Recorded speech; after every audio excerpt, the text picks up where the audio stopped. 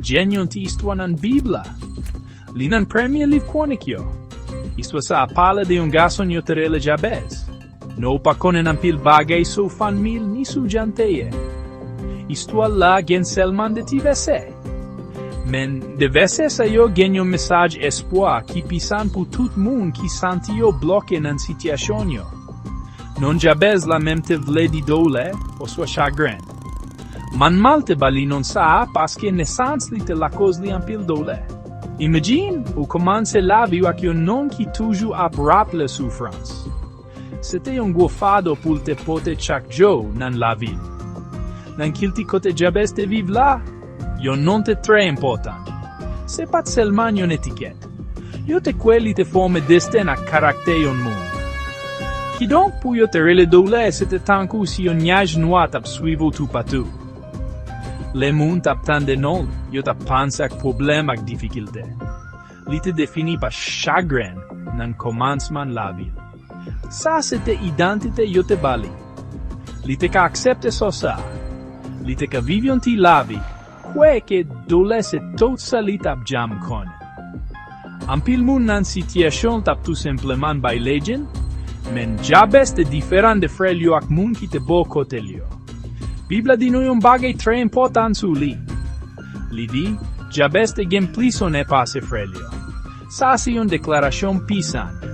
Mem si non te vle di dole, karakter te plenone. Sa montre nou ke li pat kite komansman difisil li nan Lavi a defini ki es li te yandan el. Li te chwazi viv ak integrite ak la justice. Li te refize vin chagrin non te si jerea. Desisyon sa pou te genone, malgre identite dolur liya, se te premye etap nan Vwayaj Enspire liya.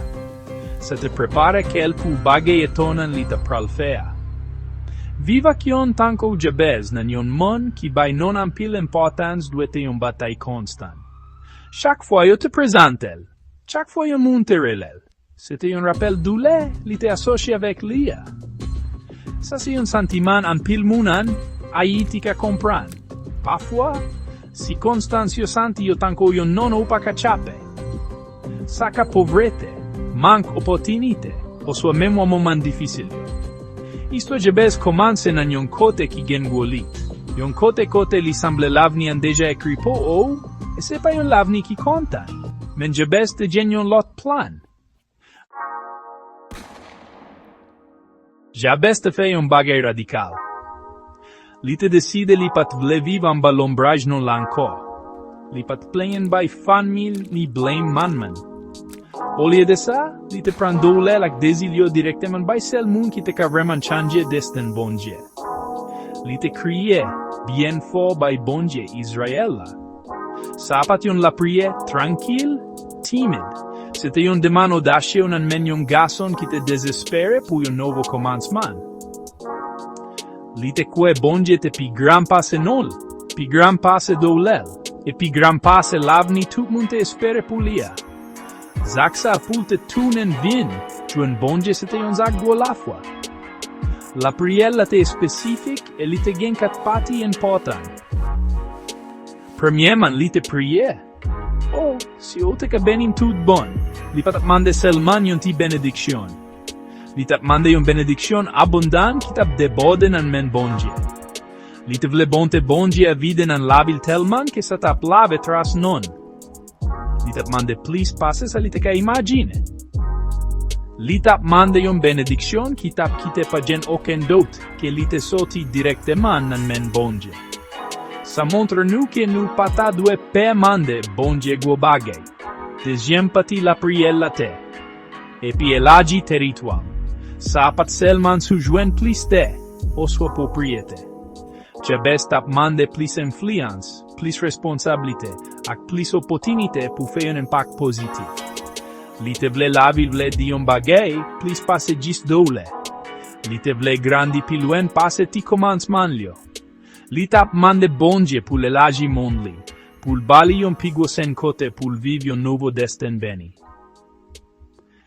Li te buke ak ti bagay, e li te vle Lavi l'konte pou yon bagay gwo Bondye. Finalman, Jabez te priye, pou men uta avem e pou uta kenbem luen mal pou palakos dole. Li te konen kion pigwo teritwa ak plis benediksyon ta vini plis di ak tentasyon. Li te mande avec sagesse pou prezans ak povo Bondye pou jidel. Li te fe to yon deman remakab. Nom yo te rele dole a te mande Bondye pou kembe luen lakos dole, bay lot moun. Li te vle kraze sik chagrin ki te asosye ak non. Li pat vle lavi podui plis difikilte. Li te vle podui bonte ak one. Bibla ba yon konklizyon tre semp men enkourajman pisan su Istwa la Vwayaj Jabez la. Apre li te vide ke ak kat demano da sheu sayo, ekri edi, epi Bondye te akode sa li te mandea. Sa! Se sa! Pa jen oken ezitasyon. Pa jen oken negosyasyon. Bondye te tande la priyeon ak fidel nom honorab sa e li di oui. Bondye te bay Jabez tout sa li te mande. Benediksyon an te vini. Teritwa te elaji. Men Bondye te avel e li te protege l kont mal. Lavi te kompletman e totalman transforme a pasel la priye sa. Imagine chanjman an Lavi Jabez. Li pat selman nomyo te rele dolea anko. Li te vnyon temwayaj vivan povo a Bondye pou beni akretabli. Istwal te vin yun nan abondans, pat chagren.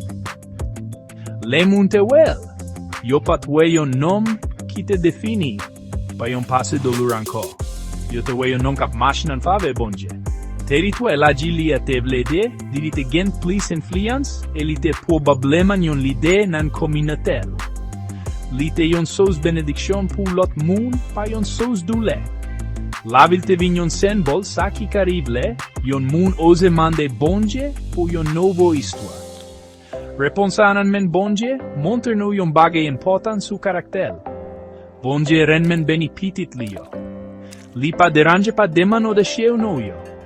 Li deplase pa lafwa nou. Jabez pa touch benediksyon sa le te pa fe. Li te resewal paske li te honorabe li te fe Bondye e konfians ase ou te mande yon mirak. Bondye te we yon nom ki te refize ki te sikonstans negatif, li yo definile olye de sa te chwazi ki te bonte. Bondye definile. Bondye te honore lafwa sa. Li se yon Bondye ki kute, e yon Bondye ki aji pou moun ki rele. Transformasyon. Jabez la te komple. Li te pase soti nan yon nom ki jen non madichon, nan yon nom ki jen yon lavi beni. Dule nesans li te kovri pa la jua fave Bondye. Sa se pova yon la priye sense. Li ka chanje tout bagay. Li ka reekri Istwa o. Vwayaj Jabez la montre ke pase nou pa oblige prison nou. Pwende pa nou nan lavi a pa detemine destinasyon final. Nou le mete avni nou nan men Bondye.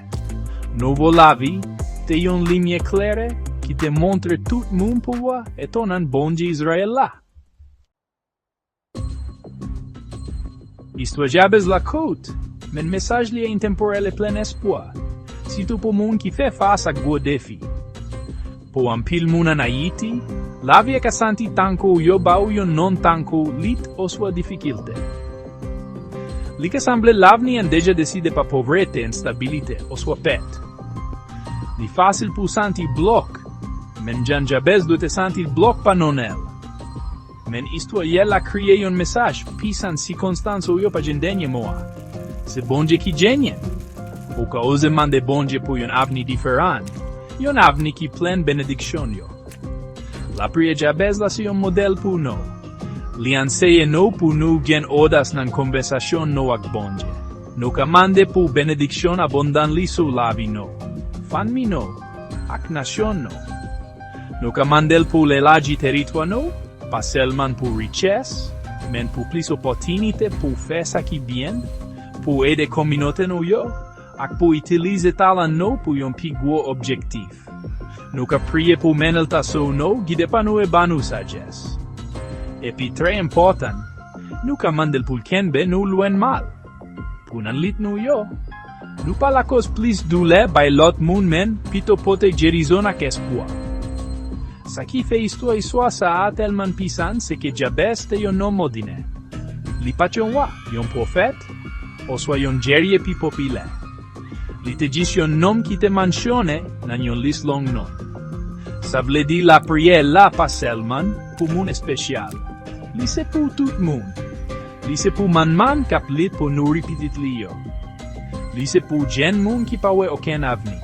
Li se pou li de kominote a kap eseye fe yon diferans. Bondye te kute Jabez, e li kute o. La priye senseo pale soti nan yon ke ki vle genone karive nan zore Bondye. Kite Istwa Jabez la ankouraje. Pa aksepte non lito yo te eseye baoa. O liye de sa, ale jwen Bondye, epi mandel pou bao yon nouvo non. Yon nouvo istwa. Yon nouvo destin ki plen benediksyon ak objektif li. Kwe ke Bondye ka fe plis pase sa ou ka mande o swa imagine. Tankou Jabez, kwazi viv yon lavi honorab.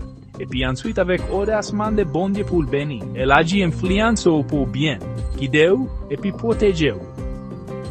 Réponse li bay Jabez montre nou kel. Li se yon Bondye espoir, yon Bondye rétablissement, et yon Bondye ki ka transforme yon lavi doule nan yon héritage benediksyon.